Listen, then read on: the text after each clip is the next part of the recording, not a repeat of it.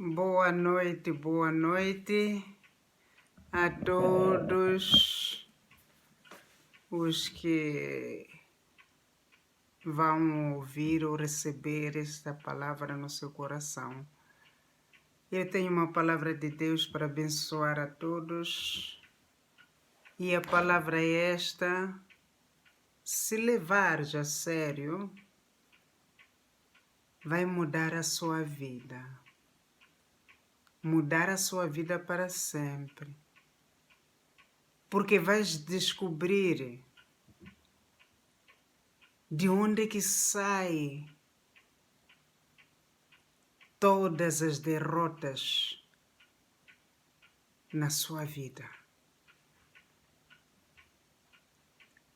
Muitas das vezes nos perguntamos: Deus, onde é que eu errei? Deus, o que é que está a acontecer comigo? Deus pôs esta palavra no meu coração e eu escrevi aqui que é para te abençoar e abençoar-me a mim também, abençoar a minha família e a sua família, abençoar todos os nossos irmãos à volta do mundo inteiro. E oro para que esta palavra fique semeada, em que cresça, em que dê frutos na sua vida e na minha vida e na vida de todos. Olha, é o seguinte: a não amar a Deus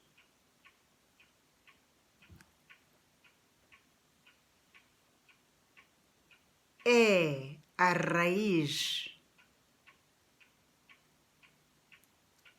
de todos os pecados.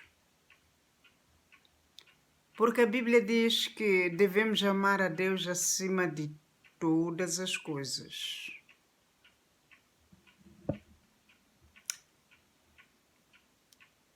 Eu digo isso sempre. Eu falo sobre o pior pecado de todos, onde ele aponta que a idolatria, a transgressão mais ofensiva a Deus é porque ela é a raiz para todos os outros pecados. Justifica. Antes de eu a citar no Êxodo capítulo 20, no verso 3, digo que todos os demais pecados se alimentam da idolatria, pois ela dá a origem a todos eles. Não terás outro Deus diante de mim, diz o Senhor.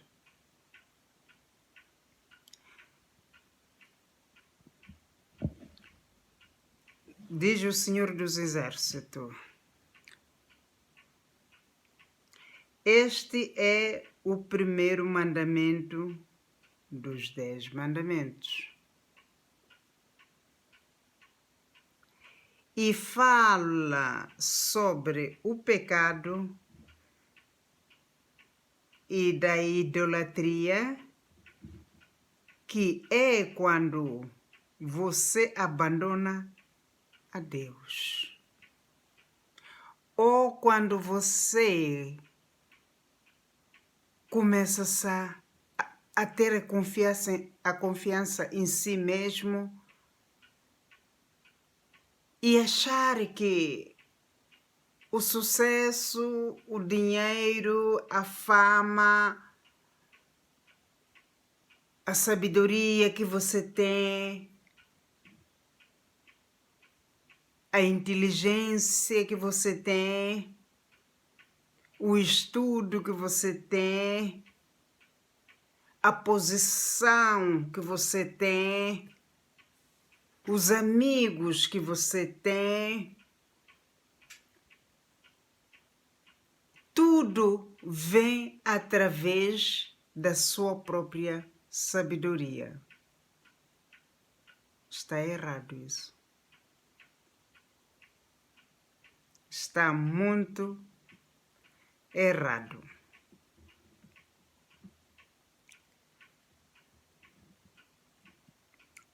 E fala sobre, portanto, o êxito, né? O texto fala sobre o pecado da idolatria, que é quando você abandona Deus. A citação de Jesus,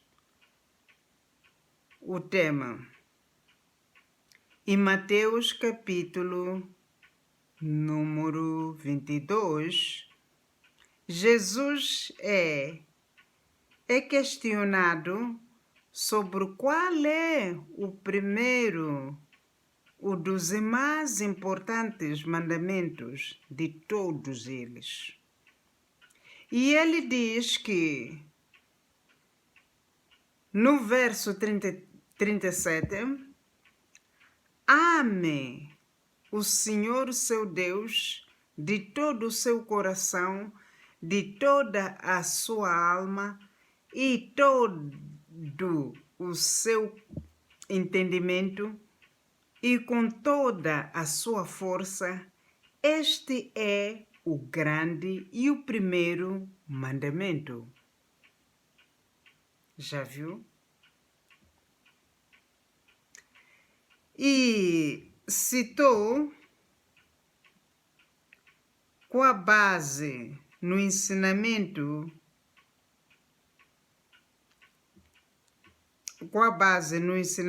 de Jesus. Portanto, eu, pastora Débora, explico que,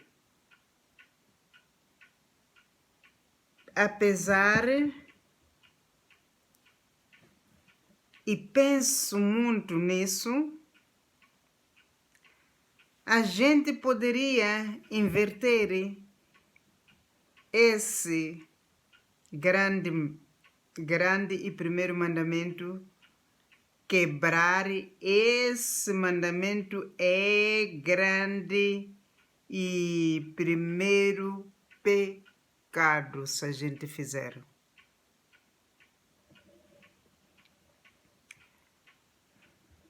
Faço ilustração de uma árvore, mostrando que o mandamento para amar a Deus é a raiz dela. Eu explico que quando o primeiro mandamento é obedecer a Deus, e obedecido nasce frutos nesta árvore. Como o resultado desse amor. O contrário é verdadeiro. Imagina uma outra árvore. Quando você desobedece o primeiro mandamento, você não ama Deus acima de todas as coisas. O que a Bíblia chama de idolatria. Você então tem um resultado dessa quebra. Te digo, meu irmão, minha irmã, eu te mostro os demais frutos decorrentes da quebra do primeiro mandamento, o que nós chamamos de pecado. É a mentira, é condenado. O roubo também é condenado. O adultério também é condenado. A blasfêmia também é condenado. Já viu? O adultério, a blasfêmia é condenado. O adultério é condenado. E, portanto, o adultério, ele faz parte, e eu escrevi aqui, o adultério faz parte da pessoa não ser honesta no seu casamento quando é casada. A pessoa é casada, ainda se envolve com outros homens, se for uma mulher. Se for um homem, se envolve com as outras mulheres. A pessoa nisso é adultério, né? Adultério. E isto não traz alegria dentro da sua casa, mas só traz a confusão. Esse é um dos grandes pecados também. E o outro é a pessoa se achar que não há mal nenhum a pessoa ser homossexual. O que é homossexual? É um homem com a barba beijar com outro homem com a barba também, se palparem. É pecado. É pecado uma mulher com mamas grandes ou pequenas se beijar, se palpar e se chamar de namorados. Isso também é um grande pecado da Babilônia. É sério. Se um pai faz isso, uma mãe faz isto, que exemplo você está a dar aos seus filhos? O que será este lar que vocês têm ou você tem? É um lar podre, apodrecido. É um lar condenável. E os pais, sendo os pais, somos o espelho. Os nossos seguidores são os nossos filhos. Não adianta você dizer que não faça isto, mas faça aquilo e você fazer ao contrário. O seu filho não está interessado nessas palavras que você está a aplicar. Ele fica atento nas suas ações, no que você faz, no que você aplica dentro da sua casa. A sua família fica de olhos em você. O que você ensina, bons exemplos, boas palavras, não serve de nada se você não aplica, se você não vive nelas. Ou seja, nesses ensinamentos você não vive, você só ensina. Deus condena. E vamos lá ver como Deus condena isso. Da desobediência, a pessoa desobedece, portanto, o resto dos mandamentos, só com um: a não amar a Deus acima de todas as coisas. Mostro os demais, né?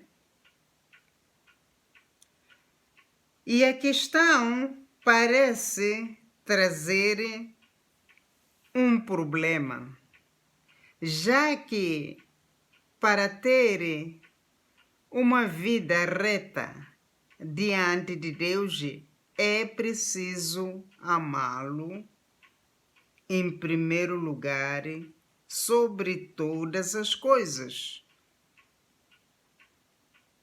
Eu não mando no meu coração. Seria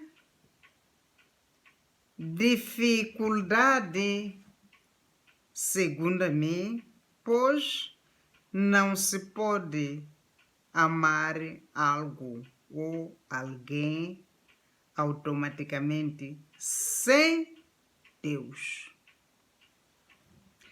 Ele te amou primeiro. Já imaginou?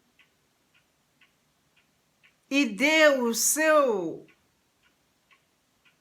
único filho para vir ao mundo, morrer na cruz de Carvalho, para te salvar e para salvar-me a mim também.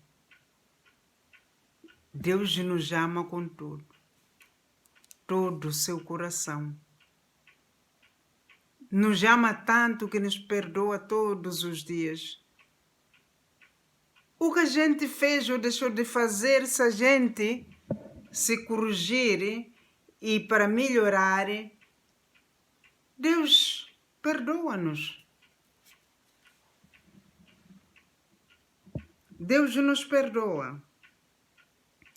Ele diz que não adianta ensinar os mandamentos ou a lei, pois só tem uma maneira. Não existe outra se você não ter uma comunhão com Deus. É impossível você ouvir a voz de Deus e o seu coração crer na melhor notícia da boa nova de todas. É que Ele te amou primeiro. Digo mais, que mesmo rejeitando a Deus, não amando acima de todas as coisas, tendo idols, Ele veio e te amou primeiro, te escolheu e trocou de lugar com você. A ira de Deus foi derramada sobre Ele mesmo, para não ser derramada sobre você. E você foi a todo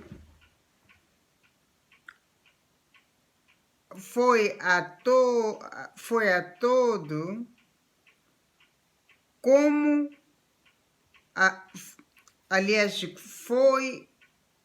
você foste adotado com todo o amor de Deus. Já viu? foste adotado como filho. Você é filho de Deus. Ele te ama, assim como Ele amou o mundo de tal maneira ao ponto de dar o seu filho.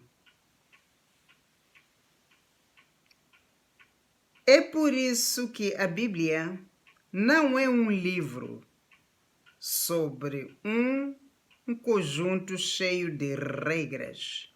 A Bíblia é um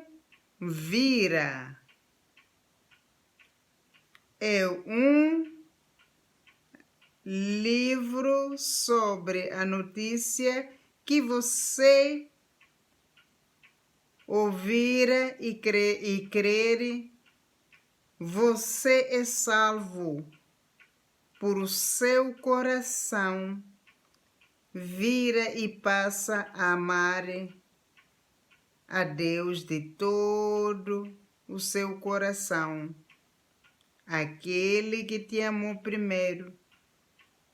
Explico que é importante fazer uma oração todos os dias a Deus, pedindo a sua misericórdia. É muito importante, todos os dias, pelo menos 2 vezes ao dia, se a pessoa não pode mais, mas se a pessoa puder. E também tem que crescer, isto aqui tem que ter uma base, né? A pessoa começa do nada, às vezes começa de uma vez por dia ou por semana. E assim vai crescendo no Espírito e na presença de Deus. E Ele te capacita, e Ele vai te capacitando, e Ele vai te pôr a fé dEle dentro de você, assim como Ele fez com Abraão. Abraão, a fé que ele tinha não era dele, mas sim era a fé de Deus. Deus pegou na sua fé, encheu o Abraão. E nós precisamos também dessa misericórdia. E disto a Bíblia chama que, portanto, é o crescimento, é o enchimento da água, porque o nosso corpo é feito de 75% de água. Então cresce a água. Mas se a água chegar aqui no joelho, quer dizer que a gente ainda não estamos nos 75%. A água tem que nos encher e chegar pelo menos até aqui a gente mergulhados. E quando a gente chega a esse ponto, para amar a Deus acima de todas as coisas, fica fácil. Já não precisamos nem de esforço, porque já vem automático. E eu estou aqui, sou a testemunha. Sou a testemunha. No começo a gente oramos uma vez por mês, às vezes só vamos só à igreja, né? E da igreja a gente chega em casa, a gente cala, a gente pega o alimento, né? Abençoamos, só metemos na boca. E esquecemos que o alimento é sagrado, é dado por Deus. Esquecemos de agradecer a quem nos deu o alimento. E vira isso tudo ingratidão, a soberbia, a soberba. Mas Deus, sendo conhecedor de todas as coisas, Ele nos conhece que muitas das vezes não fazemos isto por mal. Fazemos isto por fraqueza própria. A Bíblia já diz que a carne é fraca. a carne é fraca. A nossa carne, ela milita, ela luta contra o espírito. Ela sabe que a nossa vida está na alma e no espírito. A nossa carne, ela sabe e reconhece que ela vai para a terra e que nos leva a Deus é somente a nossa alma que nos acompanha e o nosso espírito. Mas ela luta, faz tudo por tudo para a gente desobedecer a Deus. Ela faz tudo por tudo.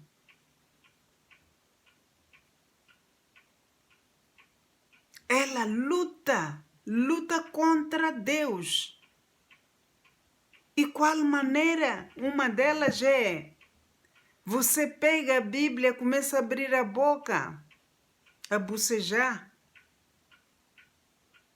Você ajoelha para orar. Quando se der a conta, são 2 da manhã ou 3, você ainda está de joelho, só falou uma palavra, só chamou assim Deus e terminou aí, adormeceste. Se este Deus não fosse tão importante, acha, irmão, que Deus haveria, ou Satanás haveria de lutar, de nos pôr o confronto que ele nos põe todos os dias? Quando temos o dinheiro, temos o serviço, temos habilitações, né? E temos a casa onde dormirmos, temos as coisas mínimas para vivermos. Muitas das vezes esquecemos de agradecer a Deus. E isto se torna ingratidão. Esquecemos. O Deus Todo-Poderoso, Ele é que nos capacita, nos dá as coisas e nós esquecemos. Um dia desses veio uma irmã ter comigo. Ela fazia a parte do circo da oração. Orava por todos. Orava por todos, menos para os filhos ou família dela mesmo e pelo seu casamento. Ela estando dentro da igreja, Satanás lhe derrotou. Ficou divorciada. Porque o inimigo, quando ele entra, eu comparo sempre isto como se tivéssemos na sala de Faraó. O que os irmãos pensam? Deus não era capaz da primeira vez mandou lá um Moisés, né? Não era capaz pela primeira vez e última Moisés e Faraó aceitar, leva lá esse povo fora daqui do Egito. Acham que não era? Deus é capaz. E era, e é, e será. Deus é poderoso.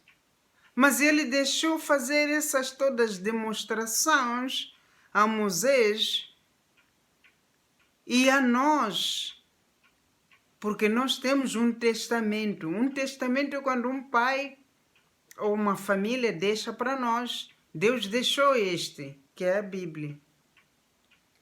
A gente não consegue abrir, não conseguimos ler. Alguns guardam até até ficarem velhos, nunca abriram, não conseguem. Alguns são derrotados pela força de Satanás, do inimigo, não conseguem abrir. Mas é um testamento. A Bíblia é testamento do nosso Pai, nosso Deus. É um grande testamento. Agora, se você não lê o que está lá dentro, como é que saberás o que te pertence, o que não te pertence? A pergunta está aí. Você nunca vai saber. Nunca vais saber os teus direitos. Como saberás os teus direitos se você não abre o livro? Nunca. Se você não ora para se encher,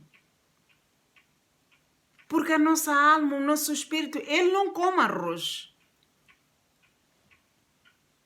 Ele come a palavra de Deus.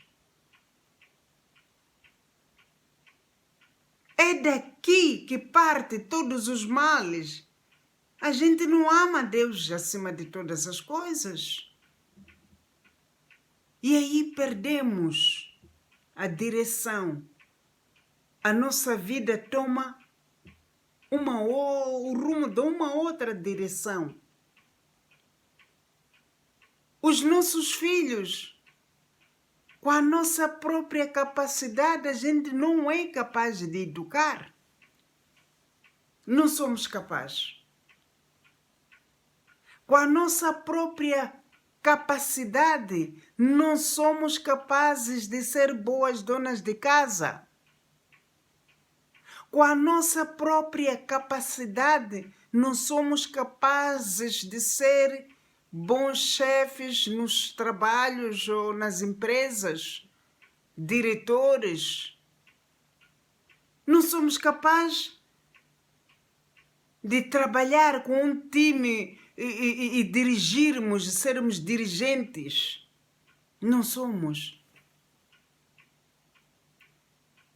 Se a gente confiar em nós, na nossa própria força, é porque eu posso, eu faço, eu fiz. A gente não consegue ser humilde. Eu fiz, eu sou, aquele eu sou, eu quero, eu sou, eu faço.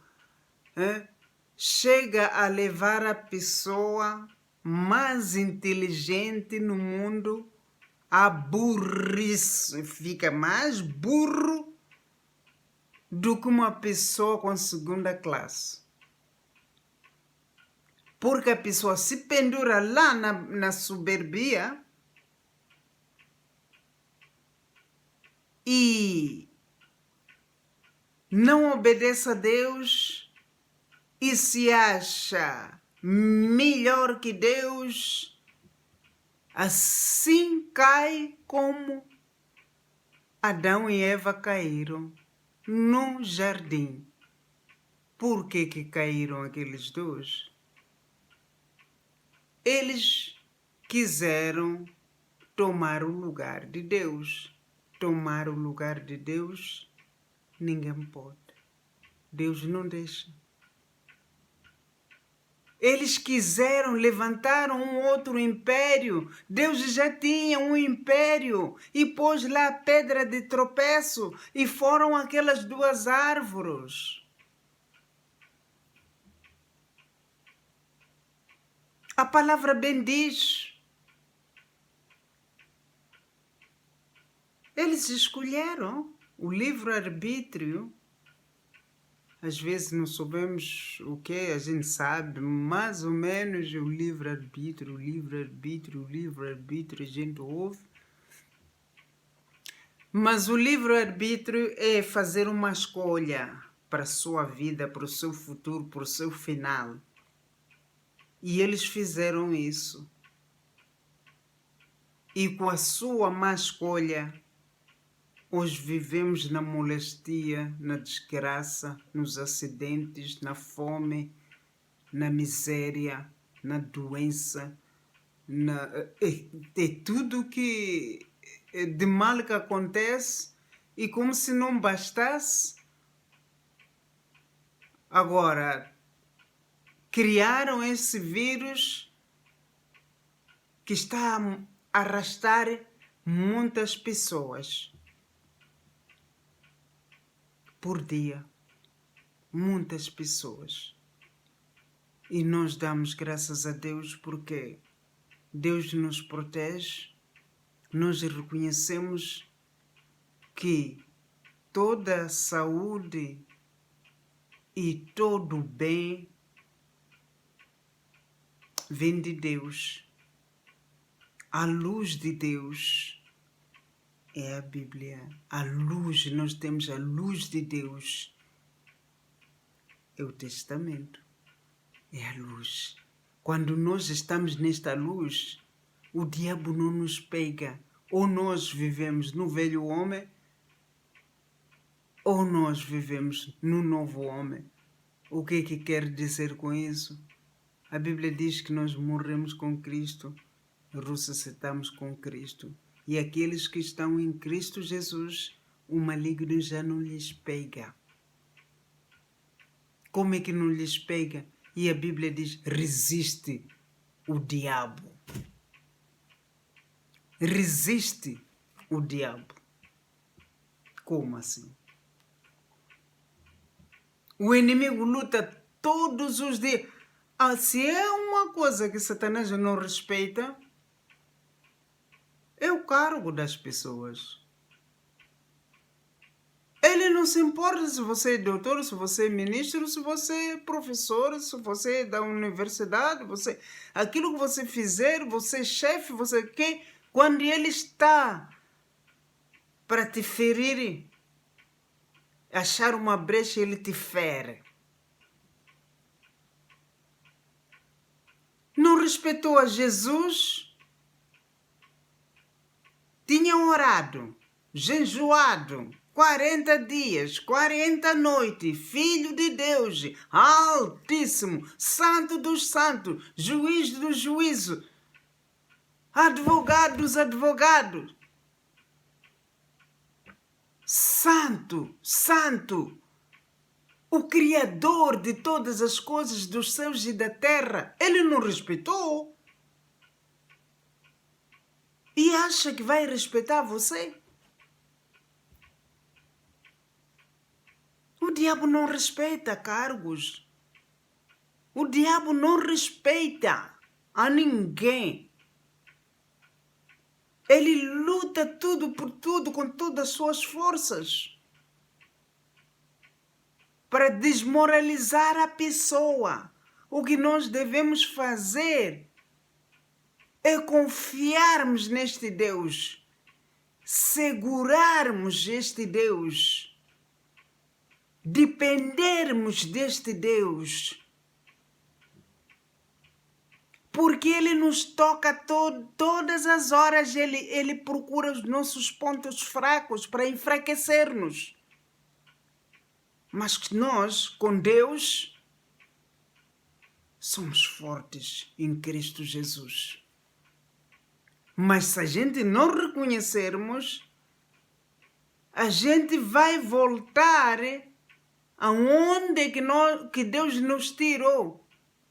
Ele veio ao mundo para nos salvar. Mas se a gente não reconhecermos, o diabo nos toca toda hora. Ele conhece as fraquezas também.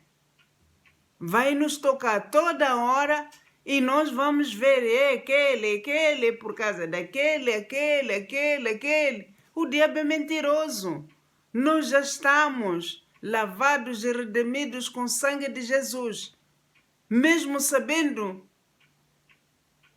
que somos livres e somos salvos através da morte e do sangue de Jesus.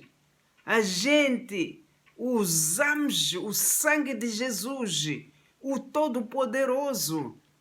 Mas Satanás também reconhece isso. Então, o que é que nós deveremos fazer? É deixarmos a batalha espiritual para Deus, não para nós, porque Ele já fez tudo para nós. Deus sabe, conhece as nossas fraquezas.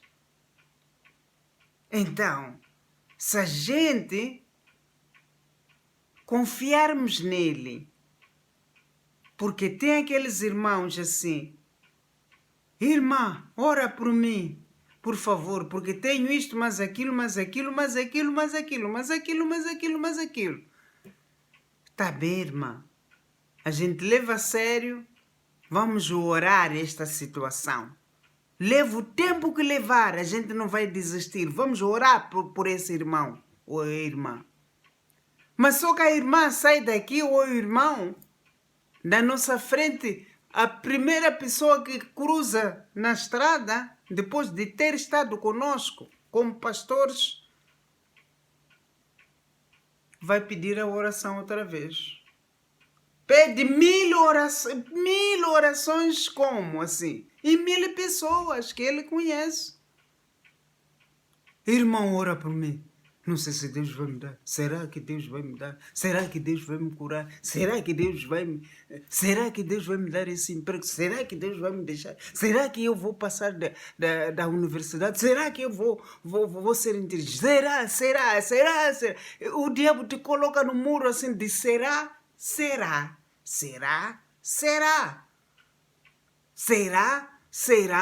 E leva à frustração.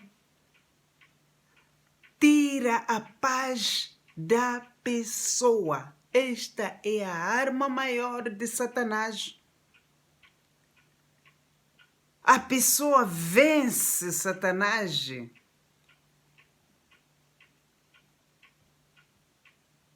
assim, com a arma, usando a arma de calma, de relax. E oração, confiando nele. Que a luta não é minha, não. Entrego nas mãos de Deus, que Ele é melhor que eu. As coisas não vieram agora, não estão a andar como eu quero, não interessa. Mas eu sou mais que vencedora. Eu sou filha de Jesus Cristo, sou lavada e redimida com o sangue de Jesus. Nas minhas veias corre o sangue de Jesus. Não há doença que possa vir acabar comigo. Não há nenhum tumor, não há nenhum câncer que vai me rastejar. Não há nada. Eu tendo Deus na minha vida. A gente confessa, eu sou abençoada em nome de Jesus. Todos os dias a minha família é abençoada em nome de Jesus Cristo. Os meus filhos são abençoados em nome de Jesus Cristo. A minha empresa é abençoada em nome de Jesus. A minha igreja é abençoada em nome de Jesus Cristo. Aleluia. Não me falta nada. Não me falta nada. Mesmo os olhos a querer ir contra nós, porque isso já é ideia de Satanás, dizer você não tens isto, não tens aquilo, não tens aquilo, não tens aquilo. Você não é inteligente, não é suficiente, esperto, não és nada, não és capaz, não podes, né? És rejeitado, não tens isto, não tens gasolina, não tens carro, não tens casa, não tens emprego, não tens... E não tens.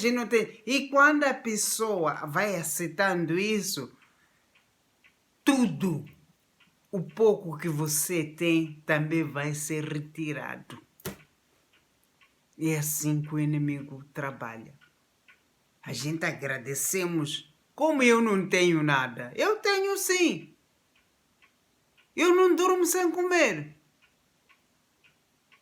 Mesmo que eu não coma aquilo que eu queria comer hoje. Mas eu como todos os dias. Tenho a casa para deitar.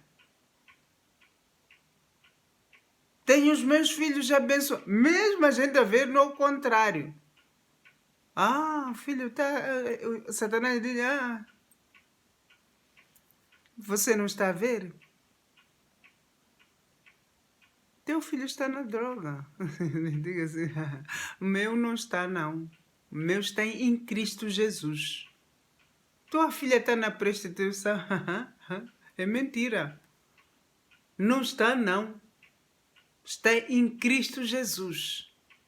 Assim que nós devemos confessar, meus irmãos. Esta é a palavra que eu tenho para vocês. Se a gente agirmos desta maneira, nós venceremos de Satanás de qualquer maneira. E a mudança da bênção, daquilo que nós pedimos, às vezes não começa por nós. A gente vê as mudanças dentro da nossa família, da nossa casa. Nossa criança passar da escola, ficar inteligente. A gente vê o nosso marido, nunca fica desempregado, mas a gente vê a prosperidade entrar dentro de casa.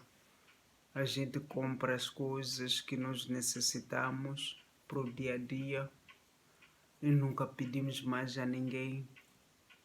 A gente começa a ver a vida andar para frente. Mas venceremos isto com uma confissão absoluta todos os dias. Eu sou abençoada em Cristo Jesus. Eu tenho tudo, mesmo não tendo nada. Nem para comer às vezes. Mas confessa. Eu tenho tudo. Eu sou filha do rei. E a filha do rei é a princesa, o príncipe. Come tudo o que se tem no palácio. Deus não é pobre. Deus é um rei. Filha do rei não passa fome, não. Aleluia. Aleluia. Aleluia. Amém.